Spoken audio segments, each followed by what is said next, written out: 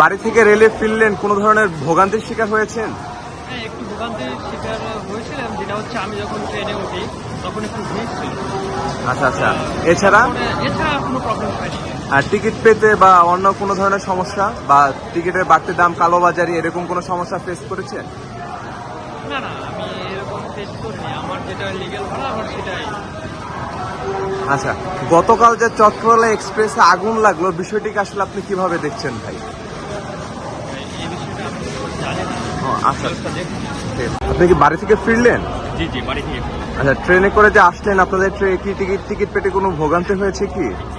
Ticket পেতে তেমন ভোগান্তি হয়নি, বিকজ আমি 10 দিন আগে টিকিট কেটে রাখছিলাম।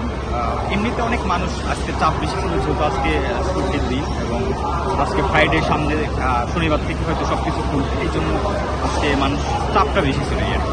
আচ্ছা আচ্ছা। এছাড়া অন্য কোনো ভাবে আসতে পারছে। আচ্ছা। আর গতকাল যে চট্টগ্রাম এক্সপ্রেসে আগুন ধরলো, বিষয়টিকে আপনি কিভাবে দেখছেন?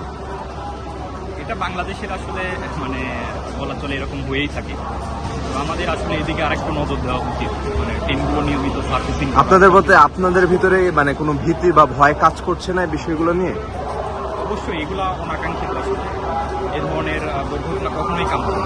এটা হচ্ছে যাত্রীরা এইখান থেকে আপনার অনেক ভীতি এবং এর মধ্যে তো অবশ্যই থাকে।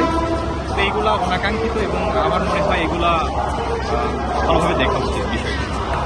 আপাতত ট্রেনে আসার জন্য অনেক বেশি ভিড়, এই ভিড়টা আমি বলবো অনেক বেশি ছিল। গরমে আবার উপর থেকে গরম, মানুষের একটা গরম আছে, এই গরমের জন্য প্রচুর নাজেহাল অবস্থায় আসছি আলহামদুলিল্লাহ অনেক ভালোই আসছি। টিকিট পেতে কোনো ধরনের সমস্যা টিকিট কালোবাজার আমি এবার দেখি নাই, কিন্তু টিকিট পাইতে অনেক হাসেল ফিল করা লাগছে। এর আগের বার যখন আমরা টিকিট কাটছিলাম তখন আমাদের অনেক ইজিলি টিকিট পেয়ে গেছিলাম, বাট এইবার আমরা একটু হাসল করা লাগছে টিকিট পাওয়ার জন্য। অ্যাক্সিডেন্ট তো হইতেই পারে, এখন আমাদের যতটুকু সাবধানতা অবলম্বন করে আমরা যাওয়া আসা করতে পারি ততটুকু আমাদের করা উচিত। এখন যে কোনো দুর্ঘটনার জন্য তো আর মানুষ অনেক ক্ষেত্রে তো মানুষ দায়ী হয়, অনেক ক্ষেত্রে হচ্ছে মানুষ দায়ী না। তো আমার জানার মতে, মানে আমার ধারণা মতে আগে সুষ্ঠু তদন্ত করা উচিত যে কী কারণে আগুনটা লাগছিল। এটার পরে বেসিস করে আমরা বলতে পারবো যে আসলে নিরাপত্তা কতটুকু চলতেছে গাড়ির উপর।